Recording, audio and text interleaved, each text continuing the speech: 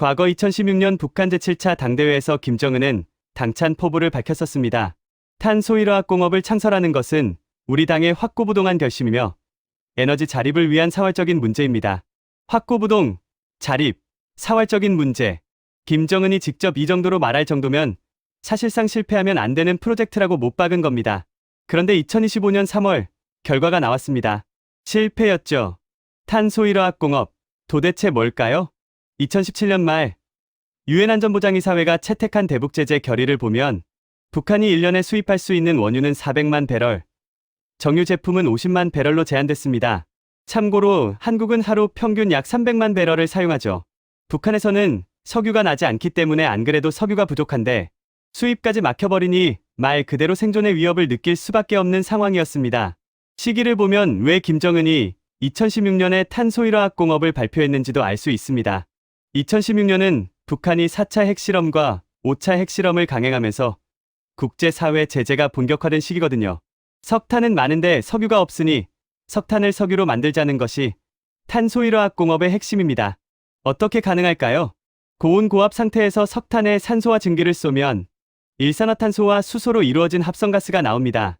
이 가스를 촉매와 반응시키면 메탄올이 만들어지고 이를 액화시켜 가솔린이나 디젤류로 만들 수 있다는 겁니다. 독일도 성공했는데 왜 북한은 실패했을까요? 이론적으로 된다는 건 알겠는데 실제로 사용한 국가가 있냐? 있습니다. 바로 독일이죠. 1차 세계대전 이후 석유가 부족했던 독일에서 화학자 프리드리히 베르기우스가 석탄에서 석유를 뽑아내는데 성공했습니다. 제2차 세계대전 당시 독일군 전체 연료 사용의 57%, 항공용 가솔린의 95%가 합성 석유로 충당됐습니다. 그런데 뭔가 이상하죠. 석탄에서 석유를 뽑아낼 수 있는데 왜 다른 나라들은 이걸 안 하냐? 돈이 안 드니까요. 원유를 사와서 정제하는 게 더 쌉니다. 그냥 정제유를 사는 것도 석탄에서 석유 뽑아내는 것보다 더 싸죠. 그리고 하나 더 있습니다. 국가 상황이 좀 괜찮아야 하죠. 고율의 촉매 기술이 있어야 하고 전력 공급도 안정적이어야 하고 설비 투자도 대규모로 들어가야 하고 이걸 실행할 기술 인력도 질은 물론 숫자도 많아야 합니다. 근데 북한은 이게 다 안 됩니다. 김정은의 총력전은 무엇일까요? 그래도 김정은이 직접 미는 프로젝트니 다른 곳은 몰라도 탄소일화학공업만큼은 전력도 설비 투자도 엄청나게 했습니다. 2017년 순천 탄소일화학공업 공장의 착공식이 거행됐습니다. 1.6km에 이르는 광역도로와 지하관로망, 37개의 기둥이 세워진 거대한 저장고에다 100명이 이르는 연구진까지 프로젝트에 투입됐습니다. 이 100명도 그냥 연구진이 아닙니다.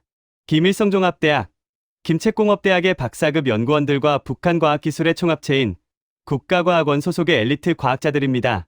최고 존엄의 과업인데 이 정도는 해야죠. 김정은은 탄소일화학공업의 국가 역량을 말 그대로 총동원했습니다. 순천 화학공장을 보배의 공장이라고 말하며 아낌없는 지원을 약속했죠. 100명의 연구진은 세계적 수준의 탄소일 촉매를 개발하라는 명령을 수행했고요.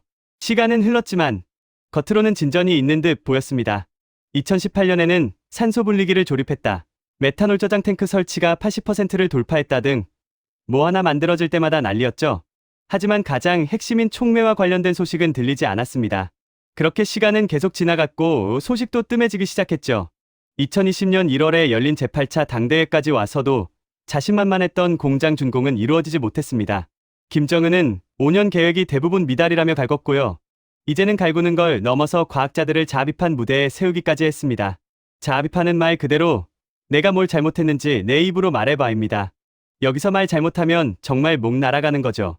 이게 2024년입니다. 그럼 2025년 최종 결과를 알아봅시다.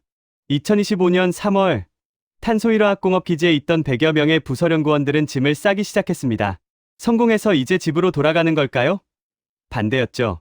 지금 이대로는 도저히 성공할 수 없다는 결론이 나왔거든요. 공장 준공도 무기한 연기가 됐고요. 그렇다면 왜 실패했을까요? 핵심인 촉매가 몇 년 개발한다고 짜잔하고 만들어지는 게 아니거든요. 구글에 검색한다고 이렇게 하면 됩니다라고 나오는 기술이 아닙니다. 중국도 독자적으로 액화 기술을 개발하는데 20년이 걸렸습니다. 제로 베이스도 아니고 다른 국가의 기술을 도입하면서 했는데도 말이죠. 북한은 자체적으로 외부 도움 없이 독자 개발을 하라고 했으니 될 리가 없습니다. 설비도 형편없었습니다. 석탄 가스화 공정은 고압은 물론 1000도가 넘는 고온을 견뎌야 합니다.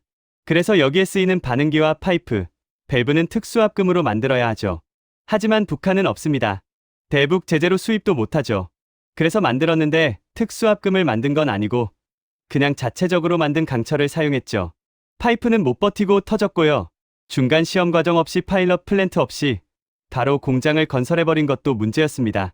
촉매 연구가 제대로 안 된 상태에서 공장부터 짓다 보니 설계 바꾸는 일이 빈번했거든요.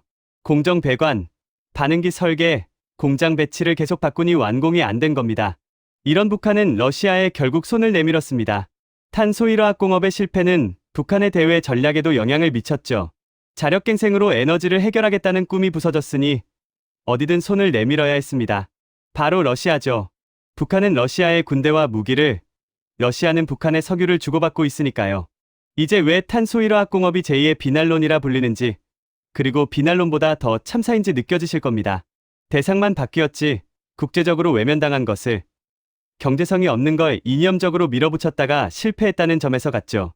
그래도 비난론은 생산에 성공이라도 했는데 탄소일화학 공업은 성공 근처도 가지 못하고 끝났고요. 진짜 문제는 이게 북한이 끝나지 않는 한 계속될 거라는 것입니다. 현재 상황에 대해서 어떻게 생각하시나요?